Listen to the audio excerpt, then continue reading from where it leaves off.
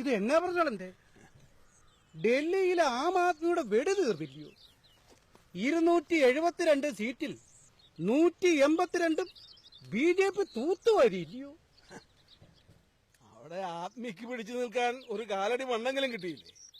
ഞങ്ങളുടെ കോൺഗ്രസിനോ കെട്ടിവെച്ച കാശ് പോയില്ലേ? അതേന്നേ, മരുന്നിനൊരു 29 സീറ്റേ കിട്ടിയുള്ളൂ എങ്കിലും റിസൾട്ട് അറിഞ്ഞതും അവിടുത്തെ കോൺഗ്രസ് പ്രസിഡന്റ് അജയ് മാക്കൻ രാജിവെച്ച് ഓടിയില്ലയോ? അതല്ലയോ ആകെ ചമ്മലായേ.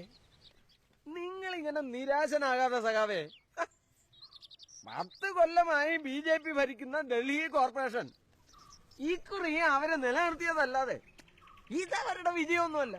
അങ്ങനെ നമ്മളതിനെ കാണുകയും വേണ്ട. ഇനിയെങ്കിലും ഉള്ളതുപോലെ കാണാൻ നോക്ക് വകയാ. മോദിന്റെ ഷൈനിങ് ഒന്നിനൊന്ന് കൂടുന്നതല്ലാണ്ട് കുറയുന്നില്ലാന്ന് നിങ്ങളിനി എന്നാണിപ്പോ മനസ്സിലാക്കല്? ഇത് മോദി തരംഗമൊന്നുമല്ല സഖാവേ.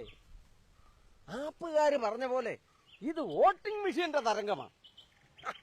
ഡൽഹിയിൽ ഇക്കുറി വോട്ട് ചെയ്തത് വോട്ടർമാരല്ല, മെഷീനാണ്. അത് നിങ്ങൾക്കറിയോ? ഇനിയും നിങ്ങൾക്ക് ഈ പൊട്ടത്തരം പറിച്ചിട്ട് നിർത്താറായില്ലേ ആശാനെ? ഇതും പറഞ്ഞ എത്ര നാള് നിങ്ങൾ BJPയുടെ വിജയം ഇല്ലാതാക്കും? ഇനി അതൊന്നും പറഞ്ഞിട്ട് കാര്യമില്ല പ്രസിഡന്റ്. സർജിക്കൽ സ്ട്രൈക്ക് ഉടായിപ്പാന്നും നോട്ട് നിരോധനം പൊളിയാന്നും ബോധ്യപ്പെട്ടപ്പോ നമ്മൾ കരുതിയത് BJP ഇതോടെ തീർന്നു. ഇതിപ്പോ അവിടുന്നല്ലയോ അവര് കേറുന്നേ. കേടിയല്ലോ എന്തല്ലോ കേറി പുടിച്ച പോലെ ഉണ്ട് ഇപ്പാ. ഇല്ലെങ്കിൽ പിന്നെ ഇങ്ങനെയുണ്ട്. UP വാരി, മണിപ്പൂരും ഉത്തരാഖണ്ഡും പൊടിച്ചു, ഗോവയില് സർക്കാരുണ്ടാക്കി, ഇപ്പെന്താ ഡൽഹിയും പോയി. ഇങ്ങനെ പോയാ ഇതെന്താവും സഖാവേ? കേരളവും തമിഴ്നാടും പോലെ ചില സംസ്ഥാനങ്ങളല്ലേ ഇനി ബാക്കിയുള്ളൂ. ഈ പോക്ക് പോവുകയാണെങ്കിൽ നിങ്ങൾ സഹാക്കന്മാര് തന്നെ അവർക്ക് ഇവിടെ വേദി ഒരുക്കും.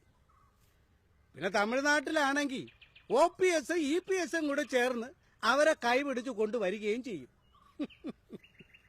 പിന്നെ വെട്ടിപ്പിടിക്കാൻ രാജ്യമില്ലാതെ അവർ പൊട്ടിക്കരയും.